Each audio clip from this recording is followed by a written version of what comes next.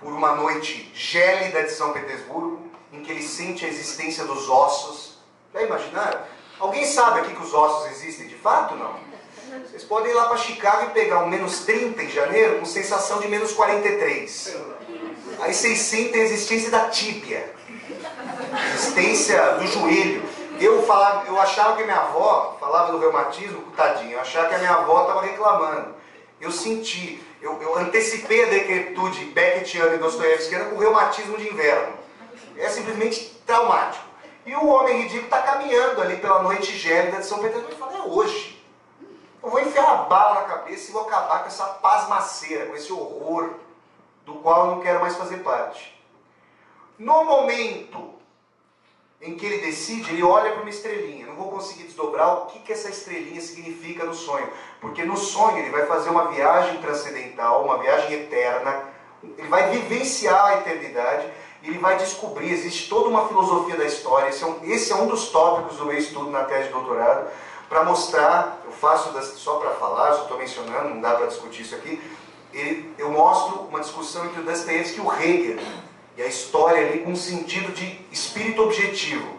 Existem várias pontes de comunicação muito interessantes e que, a meu ver, como estudioso de Dostoiévski, lendo ali a Fortuna Crítica, a partir da revista Dostoiévski Studies, publicada da Sociedade Internacional de Dostoiévski, essa ponte ainda não foi devidamente constituída.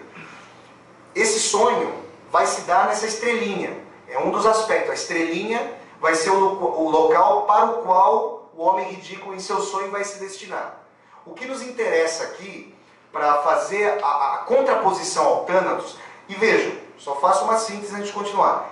Thanatos, então, eu repito, depois desse transcurso, é um desdobramento necessário, no sentido de necessidade, para um tipo de vivência, de vivência social, de existência despida de sentido. Qualquer tipo de vivência hedonista que leve às últimas consequências seus pressupostos vai ceifar a existência do humano, tanto na sua ligação com a transcendência, Dostoiévski está falando de Deus, quanto na sua ligação constitutiva com os demais. O hedonismo cinde a noção da compaixão, do sofrimento conjunto, do compatos, do sofrimento conjunto. E vai ser justamente a reconstituição do sofrimento conjunto, olha que coisa, é um paradoxo a inserção de Thanatos no hedonismo, no narcisismo. E é um novo paradoxo que, por intermédio da purgação do sofrimento, o ego transcende a si mesmo. Ele se reencontra para além da pulsão hedonista que se reverte em ímpeto de morte. Como? O homem ridículo está ali, caminhando por São Petersburgo. E essa cena poderia acontecer aqui em São Paulo, mas tranquilamente poderia acontecer aqui em São Paulo. Porque a gente encontra vários mendigos, como se eles fizessem parte da fauna da cidade, e dependendo da tendência fascistoide dos grupos com os quais a gente estiver dialogando, é fauna mesmo, né? Animal, é uma coisa, eles afloram a fauna e assim por diante. Ou parte do concreto, né? E essas pessoas são completamente ignoradas por nós. Essas pessoas, é interessante em termos dostoiévskianos, que elas passam a falar consigo mesmas, até para estabelecer um vínculo, um tipo de vinculação que para o Dostoiévski é uma constituição ontológica do que é o humano. O vínculo, o caráter relacional da identidade. Só que, quem é o ser que mais nos causa piedade, compaixão? Não é um homem sujo, esquálido, crescido, a quem nós cinicamente atribuímos responsabilidade em grande medida por essa tragédia social que essa pessoa passa. Não, uma criancinha. O Ivan vai falar ali para o Alyosha, no grande capítulo A Revolta, sobre o qual eu estava falando com o Christian aqui antes da palestra. O Ivan vai falar, as criancinhas, nós conseguimos amá-las mesmo sujas, mesmo elas estando purulentas, porque é o ápice da fragilidade, é o ápice do desamparo, é o ápice da falta de proteção.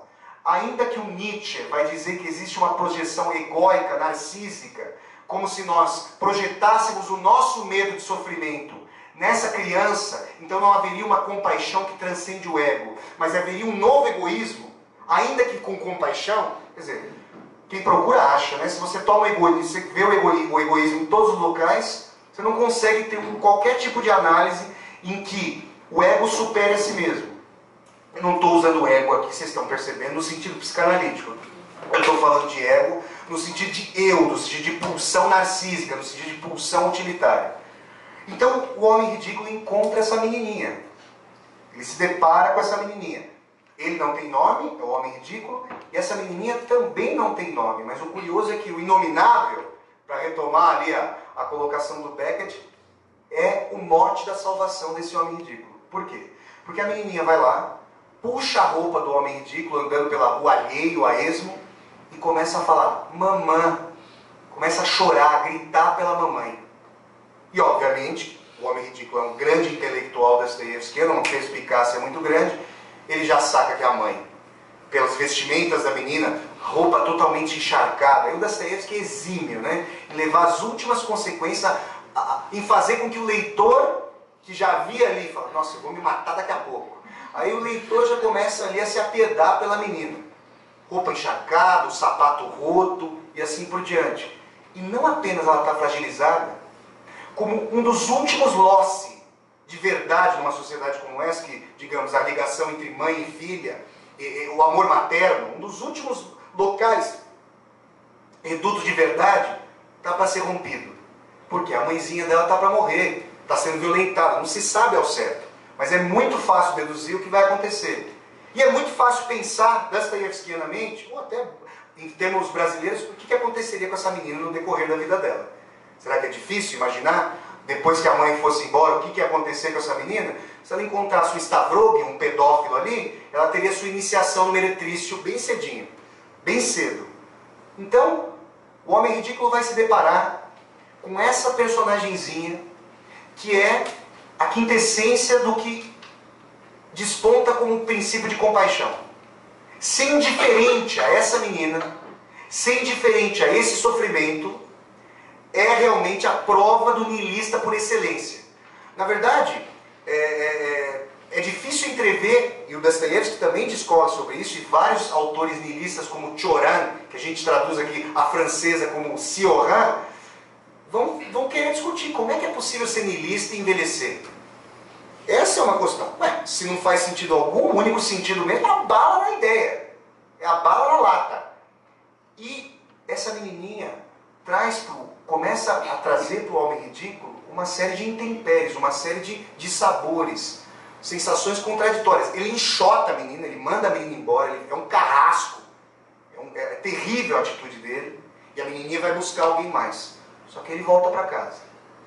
E aí ele volta para casa com a famosa pulga atrás da orelha, que é qual? Por que eu estou sofrendo? Por que eu estou sofrendo? Eu não deveria estar sofrendo. Na verdade, é ótimo que a mãe dessa menininha morra. Vamos pensar em termos de... Não é ótimo? É ótimo. Porque isso aqui tudo é uma merda. Então, se tudo isso aqui é uma merda, a menina vai sofrer mais, ela vai chegar às mesmas conclusões a que eu pude chegar. Não é assim, gente? Levando as últimas consequências das premissas nihilistas, me parece que é difícil sair desse aspecto. Ocorre que ele não consegue sentir isso. Ele não consegue fazer essa racionalização. Ele consegue tocar em si mesmo um veio de verdade, um veio de socialização, falar aqui do Ocidente, sobremaneira legado pela mensagem do Cristo ali, no Sermão da Montanha, a noção do oferecimento da outra face, a noção do amor recíproco. Ele começa a perceber que ele não consegue, infelizmente ele não consegue ali, se desconectar do sofrimento mais aterrador dessa que é um exemplo cabal dos humilhados e ofendidos na obra de Dostoiévski. O sofrimento atroz, encarnado diante da personagem, faz com que essa personagem tenha uma crise fundamental, que é uma crise de reconstituição via um sofrimento purgador, que a nossa sociedade não consegue entender isso, de maneira nenhuma. Sofrimento é algo a ser rechaçado a priori, ou é algo a ser prescrito, diagnosticado, com drages de 5 miligramas para felicidade industrialmente administrada, trazer uma reconstituição de ego. Ou seja, essa depressão socialmente prescrita é um sintoma muito interessante de Thanatos, da reversão do hedonismo da lógica da felicidade industrial em ímpeto de morte, arrefecimento de sentido existencial. E essa menina enseja uma crise fundamental no homem ridículo, que é a crise é como se ele tocasse a ontologia de si mesmo, a ontologia de constituição. É como se ele tocasse aquilo que uma mãe, ao dar à luz, tem de ligação com o filho, que é o seu cordão umbilical. Só que ao invés desse cordão dizer respeito apenas ao núcleo mais restrito da biologia, a vinculação biológica, é como se ele tocasse o cordão umbilical de constituição daquilo que nós chamamos de humanidade, mas ainda não conseguimos vivenciar como humanidade. É nessa contradição fulcral, visceral, que ele começa a reencontrar um aspecto para além do niilismo. Quando ele vai ter esse sonho, então quando ele passa por essa crise, ele não consegue responder porque ele sofre pela menina, ele vai viver num sonho a continuidade da existência, porque em sonho ele se mata. Em sonho ele se mata.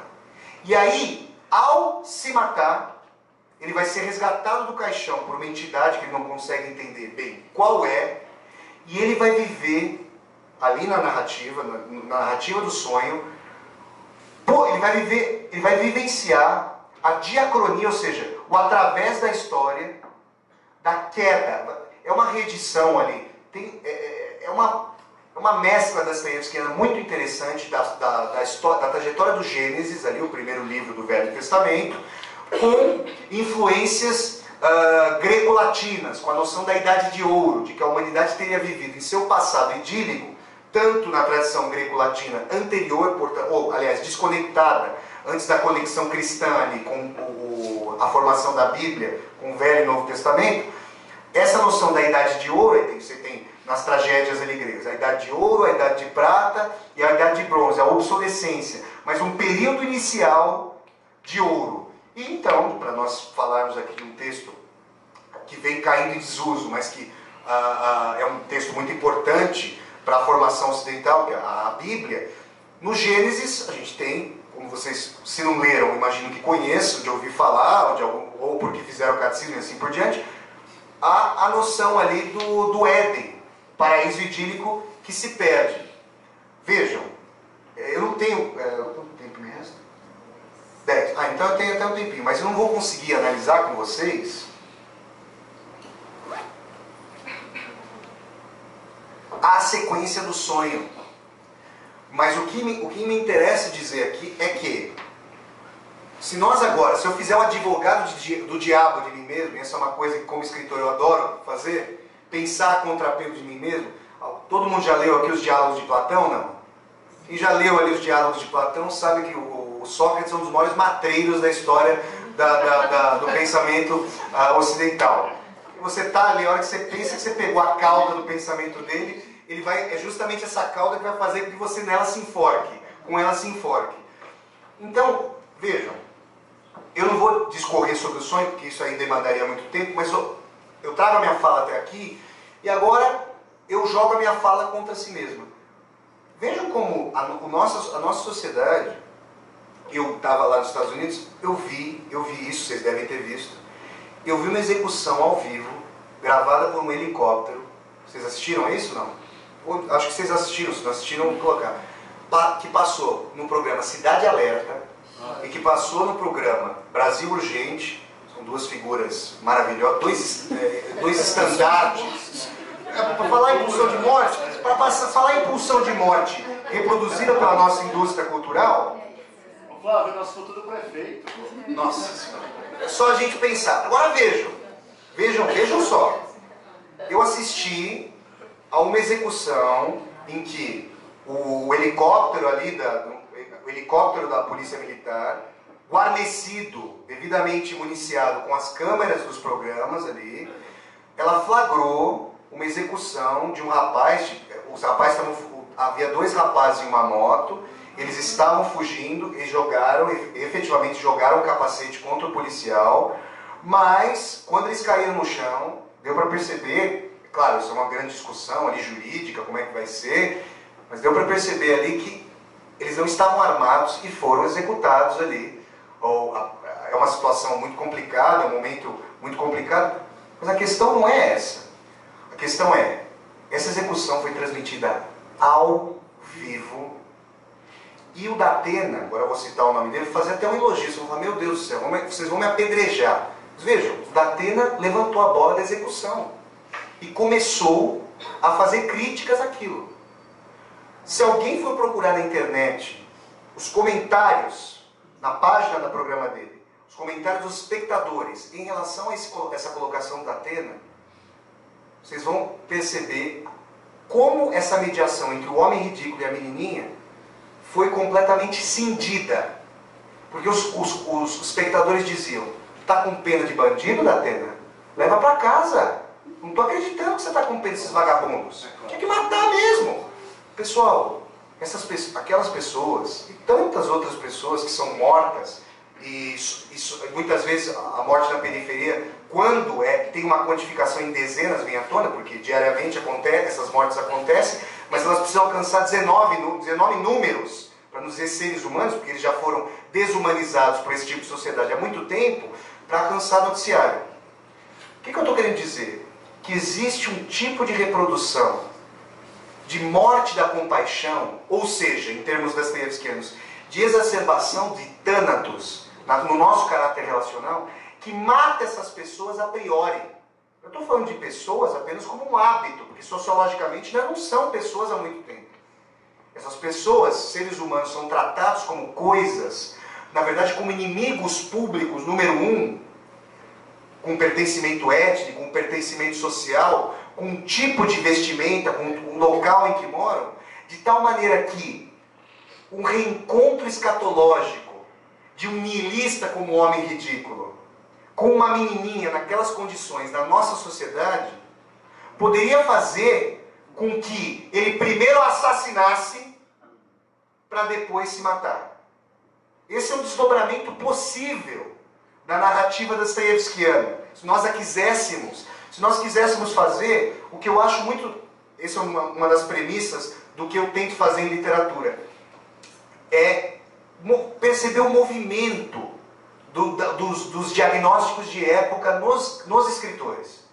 Cada escritor, e aí é difícil, quando a gente fala sobre Dostoiévski, é difícil falar sobre escritores pós-dostoiévskianos que não sejam influenciados pela obra de Dostoiévski, dada essa leitura panorâmica de época. Quem quiser escapar de Dostoiévski como escritor, eu diria até como leitor, necessariamente precisa dialogar com as premissas que ele libera em termos de leitura. Um grande leitor de Dostoiévski, um grande escritor, é justamente um dos autores que eu citei aqui, que é o Albert Camus.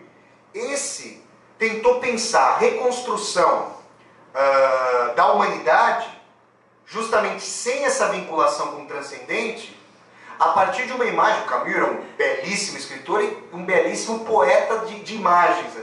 Quando vocês vão para o final do mito de Sísifo, essa semidivindade que ali é condenada a rolar uma pedra de maneira infinda e tautológica, sem que ele logre alcançar o cume da montanha para se liberar do fardo da pedra, e essa é a imagem da vida para o Camus, justamente porque nós rolamos a pedra até que a pedra vai passar por cima de nós, que nós não teremos mais energia com a morte para escaparmos da pedra que nos virá ceifar. E o Camus vai trazer a imagem. É preciso imaginar Sísifo feliz. Essa é a última frase ali do mito de Sísifo. O Dostoiévski diria, é impossível. E o Camus diria, pois é esse paradoxo fundante, a impossibilidade de imaginar um sentido a priori que feche a abóboda celeste, que nos traga vinculação com os demais e conosco mesmo, é essa impossibilidade que traz o desafio ontológico da existência. A noção de que a ontologia se arrefeceu, a noção de que nós conseguimos fundar um ser repleto de sentido, se tornou completamente contingente, se tornou completamente autocontraditória. E o Camus tenta responder essa questão. O que me incomoda profundamente em várias tradições, eu diria ateias, eu diria o que me incomoda profundamente, uma série de tradições filosóficas e existenciais pós-dostoiévskianas, é que essa questão já não é posta mais. Como se todos e cada um de nós pudéssemos escapar disso.